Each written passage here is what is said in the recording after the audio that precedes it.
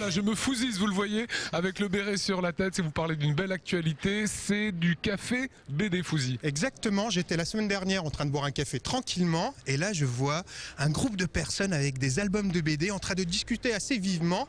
Je m'approche, ils étaient en train de parler de bande dessinée avec un auteur de BD, Jean-François Sellier, qui visiblement a fait un album magnifique qui s'appelle Alice, qui vient de sortir. Je me suis intéressé à ça et vous allez tout de suite voir ça dans ce sujet.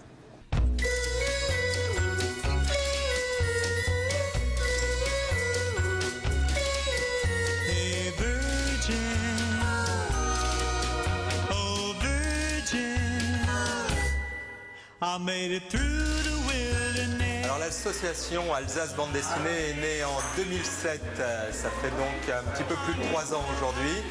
Et c'est une association qui réunit 100 personnes qui viennent de tous les horizons et qui sont tous passionnés par la bande dessinée.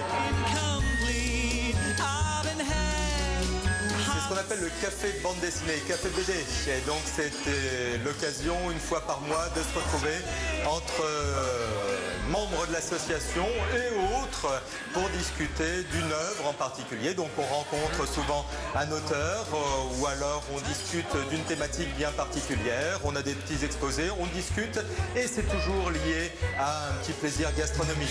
Je lui disais, travailler vite, c'est travailler vivant. Ça se discute, mais il y a quelque chose qui est assez juste, je trouve. Alors l'association Alsace Bande Dessinée accepte tous les styles de bande dessinée et c'est pour tous les lecteurs de 7 à 77 ans et même au-delà.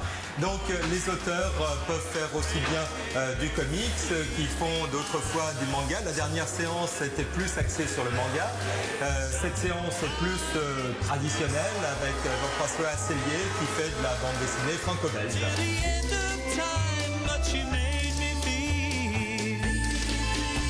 Les auteurs de BD en général travaillent seuls, longtemps, dans des endroits de façon assez solitaire. Donc c'est le moment de la solidarité, c'est le moment où on s'ouvre, où soudainement notre travail se déploie par le dialogue, par la discussion, par l'échange, c'est-à-dire tout ce qui nous est renvoyé et qu'on ignore. Il y a énormément de choses qu'on ignore sur notre propre travail et qui nous est renvoyé par les gens avec qui on discute. On profite également de l'avenue des auteurs justement pour leur confier nos albums, pour qu'ils nous mettent un petit dessin dédicace, parce que dans la bande dessinée, on met le dessin avec la dédicace. Make my wish come.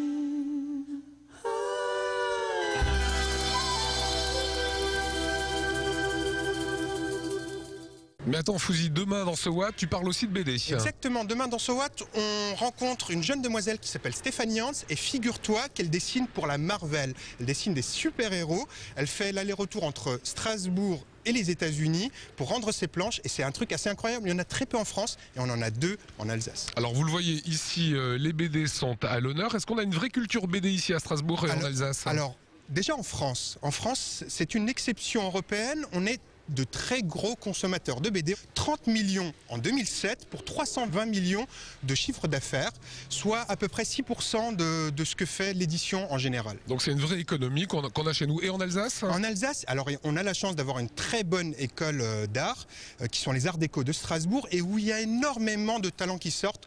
On peut notamment citer Marjane Satrapi ou Blutch, qui ont fait leurs écoles ici.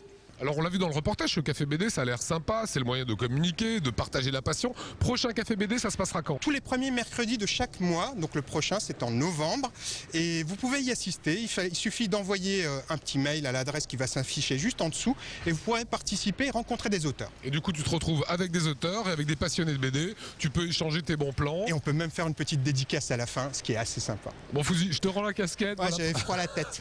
Il a froid à la tête.